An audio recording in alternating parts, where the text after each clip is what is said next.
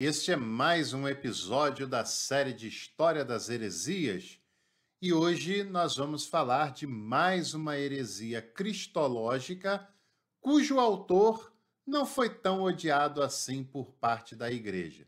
Quer saber quem foi? É só ficar comigo até o final, que hoje nós vamos falar sobre o apolinarismo.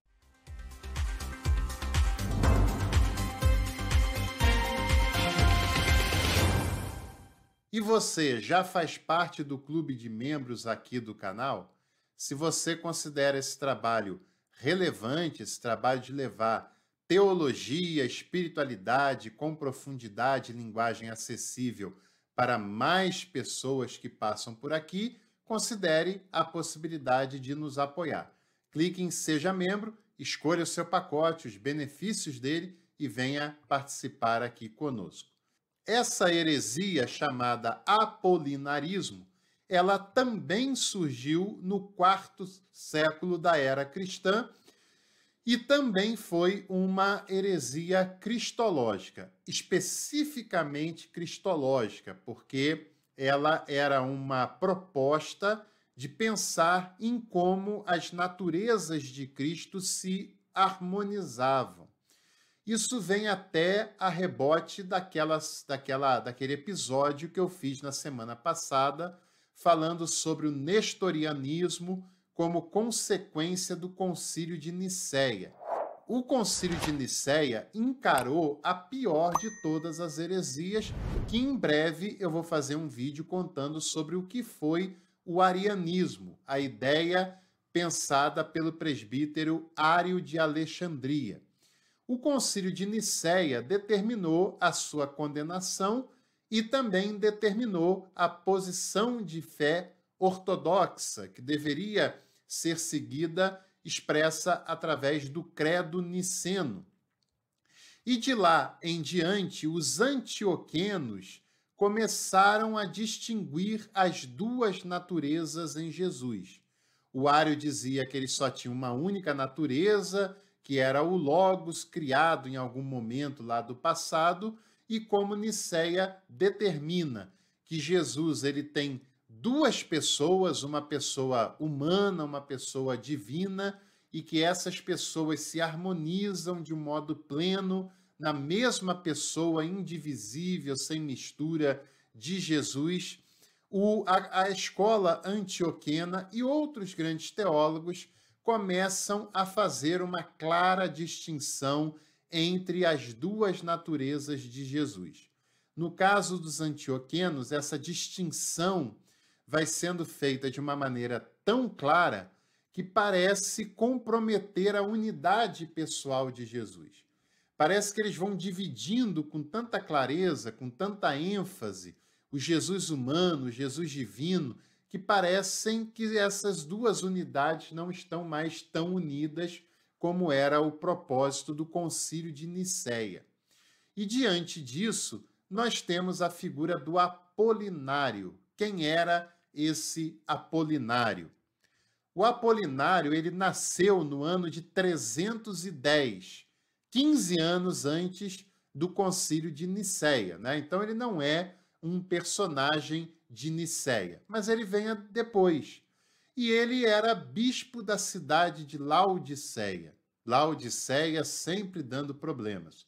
Lembra da carta de Laodiceia que tem lá no livro do Apocalipse? Pois é, eu fiz um vídeo sobre aquele conteúdo da carta de Laodiceia. Se você ainda não viu, clique aqui no card e assista que vai valer a pena. O Apolinário era bispo de Laodiceia e o pai dele também tinha sido bispo e também se chamava Apolinário. Em relação à vida pessoal, nós não sabemos quase nada, como tampouco sabemos dos seus escritos, dado que a igreja queimava, destruía os textos feitos por esses considerados hereges, principalmente na antiguidade. O Apolinário, ele combateu um filósofo pagão chamado Porfírio, como também combateu Juliano o Apóstata.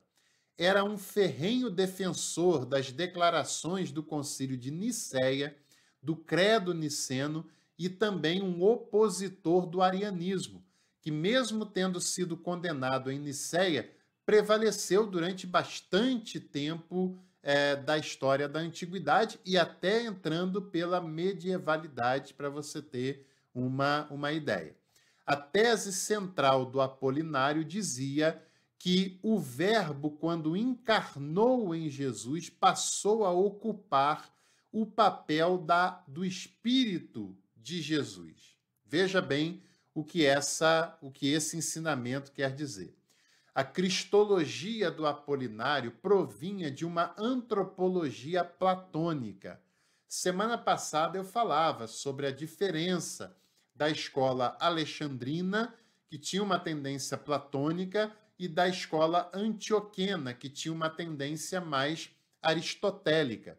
Como a corrente antioquena estava dividindo demais as naturezas de Jesus, o Apolinário acaba criando uma cristologia baseada no platonismo, que enxergava o ser humano como um ser dividido entre corpo, alma e espírito, o chamado tricotomismo.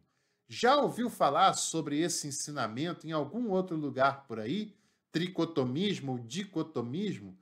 Pois é, isso tem uma explicação herética, de uma herança herética. Não é isso o que a antropologia judaico-cristã quer nos mostrar.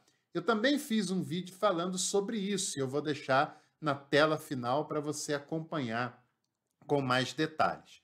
O Apolinário dizia que o Espírito de Jesus foi substituído pelo Logos, porque o espírito humano ele não é firme o suficiente para estar na pessoa de Jesus. Ele podia sucumbir, ele podia pecar, ele podia modificar, e para Apolinário, claro, Jesus era imutável, Jesus era divino, e em Jesus estava também a impecabilidade. Esses conceitos vão sendo desenvolvidos a partir de todas essas formulações sobre pessoa, sobre substância, sobre natureza, sobre a harmonia ou a não harmonia desses termos, e acaba que a situação vai complicando cada vez mais, né? E o Apolinário dizia que para Jesus ser divino, o seu espírito não podia ser o espírito que está em qualquer ser humano. Por isso ele foi substituído pelo Logos. Era o Logos quem estava presente em Jesus. Então, o Apolinário dizia que havia uma encarnação, mas não havia uma verdadeira humanização. Encarnação também não, cá entre nós, né? Era uma encarnação faz de contas. Ele encarnou, mas não encarnou. Ele só tinha um corpo humano, mas todo o seu conteúdo, toda a sua alma, seu espírito, nesse caso, né, era de origem divina. Então, era um Deus apenas em formato humano. E não era isso que a teologia bíblica, lá nos primeiros escritos, até em Nicéia, queria falar sobre a pessoa de Jesus. Mas para o Apolinário, essas duas naturezas, elas não se harmonizam. O Logos divino e a sua parte divina não se harmoniza com a parte humana, com a parte corpórea de Jesus. Então, essa fissura é aberta na cristologia do Apolinário, que acaba abrindo o caminho para uma outra heresia chamada monofisismo, que é aquela ideia de que Jesus só tem uma perspectiva e que é divina. E é um esvaziamento quase que por completo da sua humanidade.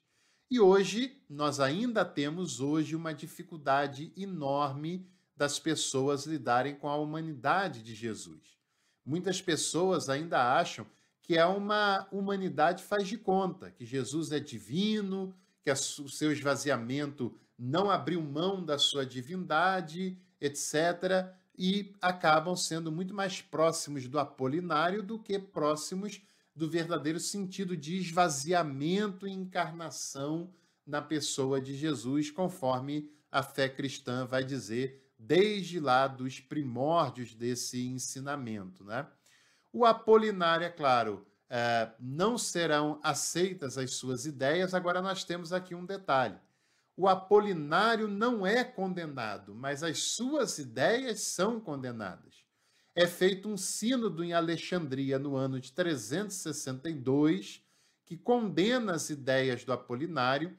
Depois o Papa Dámaso I também manda um anátema condenando a sua cristologia, e o Concílio Constantinopla I vai condenar novamente as ideias do Apolinário. Mas a sua pessoa não é condenada, ele não foi excomungado, excluído, expulso, como acontece com Nestório, como acontece com Ário, como acontece com outros personagens.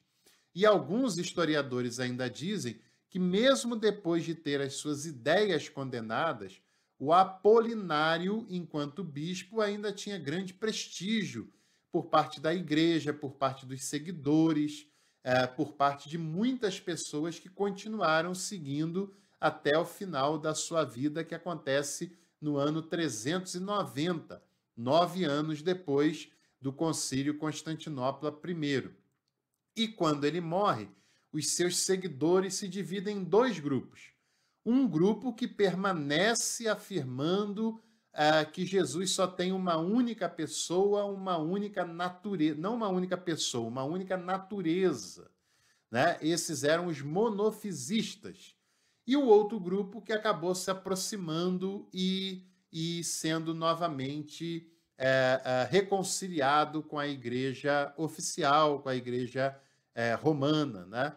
Então, o apolinarismo foi condenado, embora o Apolinário não tenha sido condenado e tenha tido bastante prestígio até o final da sua vida. Basicamente, ele dizia que Jesus era uma única pessoa divina que estava dentro de um corpo humano visível apenas. Mas o Apolinário não levava em consideração a pessoa verdadeiramente humana de Jesus, conforme Nicéia vai afirmar, da sua pessoa humana e divina, que são harmônicas num único ser, que é Jesus, né? Enfim, então essa é mais uma heresia condenada como tal, né, como heresia pelo cristianismo oficial. E se você gostou também de conhecer sobre o apolinarismo, não se esqueça de deixar a sua curtida nesse vídeo, de se inscrever também no canal e aproveite para compartilhar entre os seus contatos e as suas redes sociais. Até o próximo Café com Teologia, eu te vejo por aqui.